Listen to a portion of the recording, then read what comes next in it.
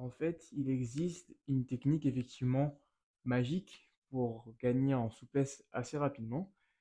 Et ce concept-là s'appelle le concept d'inhibition réciproque. Le but est de contracter le muscle antagoniste pour relâcher le muscle agoniste. C'est-à-dire que par exemple pour la cheville, en faisant des extensions dorsales, donc ramener le pied vers soi, en contraction 10 répétitions, on va permettre de relâcher les muscles de la flexion plantaire. Et donc on sera un peu moins tendu à l'arrière de la jambe et on va pouvoir descendre plus bas.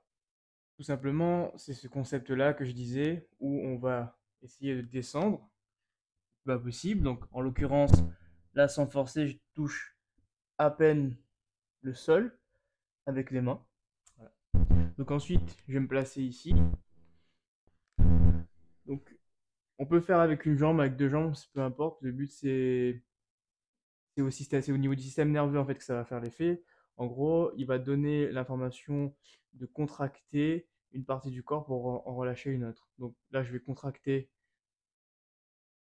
les releveurs du pied, donc les extenseurs dorsales, à savoir tout ce qui est devant ici, tibialis antérieur, les extenseurs du pied, donc 10 répétitions à peu près, hein. Et après, on revient, on reteste.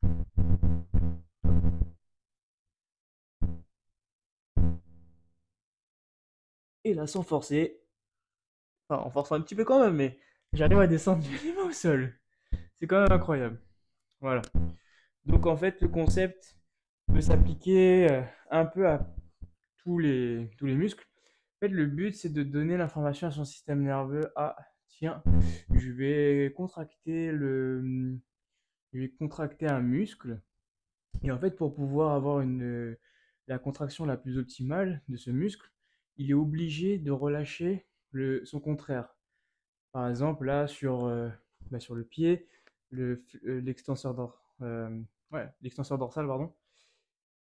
Son contraire, c'est le fléchisseur plantaire, donc les muscles qui sont derrière. Donc, pour pouvoir faire une bonne contraction de devant, il doit relâcher l'arrière. Donc, en faisant ça, on donne l'information à notre corps, bah vas-y, relâche. Et donc, c'est au niveau du système nerveux surtout que ça va agir. Et c'est ça qui va permettre au cerveau de donner l'information et de dire, OK, on relâche les muscles de derrière. Et grâce à ça, donc, on va pouvoir descendre. Après, ce concept-là, il est beaucoup plus facilement applicable pour les muscles qui ont des fonctions bien distinctes. C'est-à-dire que le tibialis antérieur permet de relever le pied, tandis que le triceps sural derrière, donc avec le gastrocnémien, le solaire, etc., permettre en fait de faire la flexion plantaire. Donc il n'y a pas dans la partie arrière, il n'y a pas de muscle qui permet de faire l'extension, et dans la partie avant, il n'y a pas de muscle qui permettent de faire la flexion. Et ça, du coup, c'est intéressant parce que ça permet vraiment de bien distinguer le rôle de chaque muscle. Après, dès qu'on a un muscle qui va pouvoir faire, on va dire, un peu plusieurs types de contractions qui peuvent même être contraires en fonction des faisceaux que l'on va utiliser. Je prends l'exemple de l'épaule parce que du coup, c'est ça que tu m'as demandé. Bah là, c'est un peu plus complexe parce que l'épaule en avant elle permet de faire la flexion, mais elle permet aussi de faire l'adduction à 90 degrés par exemple, ou la rotation interne aussi en même temps. Donc les faisceaux antérieurs de l'épaule vont permettre de faire un peu tout ça. Et comme l'épaule, en fait, elle n'est pas que devant, elle est aussi sur le côté et vers l'arrière, il y a plusieurs faisceaux. Et donc, l'épaule permet en soi aussi de faire juste une abduction, donc vers le haut. Elle permet aussi très bien de faire une extension et aussi une rotation externe. Donc en fait, c'est là que c'est un peu plus compliqué parce que comment est-ce qu'on peut réussir à relâcher un muscle qui travaille dans les trois dimensions, qui travaille sur plusieurs mouvements en même temps. Et du coup, et c'est là que malheureusement, la recette miracle ne fonctionne pas vraiment, on va dire. Elle peut, elle peut être testée, elle peut être essayée, mais hum, je doute qu'elle fonctionne très bien. Elle fonctionne beaucoup plus facilement avec des muscles qui ont vraiment une fonction bien distincte et définie, comme je viens de l'expliquer pour la cheville par exemple. Néanmoins, il existe tout de même des exercices qui permettent d'améliorer la mobilité de l'épaule. Ça va dépendre en fait dans quelle mesure tu cherches à gagner la mobilité sur ton épaule.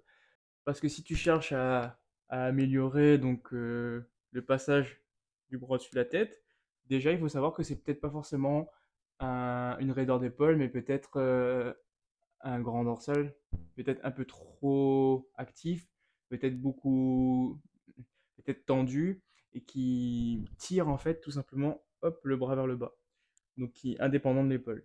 Est-ce que si j'étire ce grand dorsal en préalable, est-ce que si je fais un mouvement d'étirement que je te montre là tout de suite en même temps dans la vidéo, c'est-à-dire avec le bras tendu dessus la tête et j'essaie d'étirer le grand dorsal qui a une attache entre l'humérus et la crête iliaque, est-ce que si je l'étire, est-ce que ça permettrait d'avoir une meilleure extension, une meilleure flexion pardon, au niveau de l'épaule?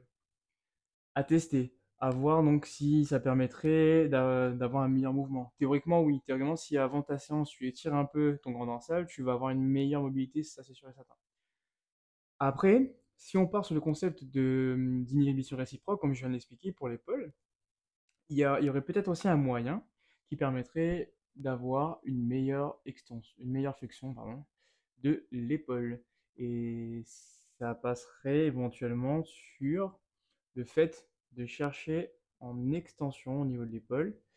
C'est-à-dire qu'on va aller appuyer contre le mur en arrière pour contracter au maximum donc, les faisceaux arrière de l'épaule et voir si les faisceaux avant de l'épaule ne se relâcheraient pas de cette façon-là aussi. Donc ça serait des choses à tester, c'est des choses que je n'ai pas encore mises en application, on va dire, mais par rapport à ce que j'ai appris en cours et par rapport à mes connaissances, j'ai partiré sur cette hypothèse-là. Après, le meilleur moyen de travailler au niveau souplesse, ça restera toujours de faire des exercices spécifiques d'étirement sur ces groupes musculaires. Donc voilà.